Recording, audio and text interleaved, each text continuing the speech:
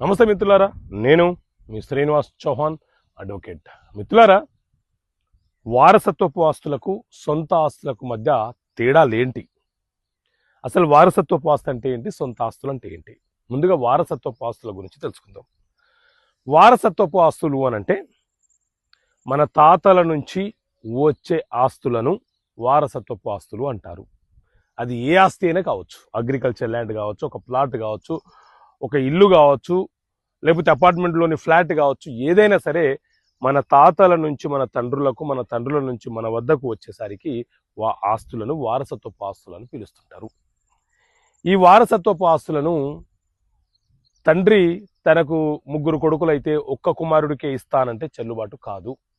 ఒక్క కుమారుడికే వీలునామనో లేకపోతే గిఫ్ట్గా రాసిస్తానంటే చెల్లుబాటు కాదు.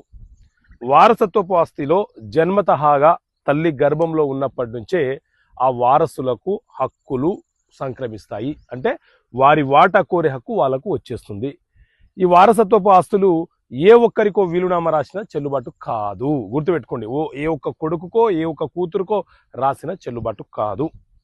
ఎందుకంటే అది తరతరాలుగా వచ్చింది కాబట్టి మన తండ్రులకు కూడా ఆస్తుల మీద హక్కులు ఉండవు.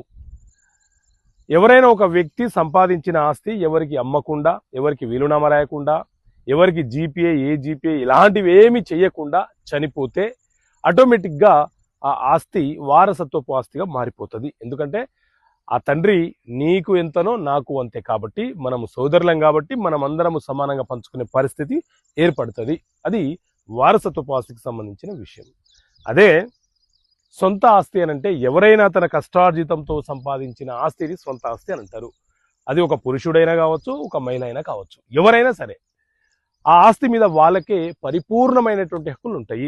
వాళ్ళు ఎవరికైనా అమ్ముకోవచ్చు, వీలునామా రాయవచ్చు, గిఫ్ట్గా ఇవ్వవచ్చు, ట్రస్ట్కి ఇచ్చుకోవచ్చు, గవర్నమెంట్కి ఇచ్చుకోవచ్చు, రోడ్డు మీద పోయే మూడో వ్యక్తికి ఇచ్చుకునే హక్కు వాళ్ళకు ఉంటుంది. సొంత ఆస్తులను నియంత్రణ చేసే హక్కు భార్యకు కానీ, కొడుకులకు కానీ, కుమార్తెలు కానీ ఎవరికి సంక్రమించదు. సొంత ఆస్తి మీద సాధించి సంపాదించిన వ్యక్తికే సంపూర్ణమైనటువంటి హక్కులు ఉంటాయి. ఓకే మిత్రులారా, థ్యాంక్ యూ. జై హింద్.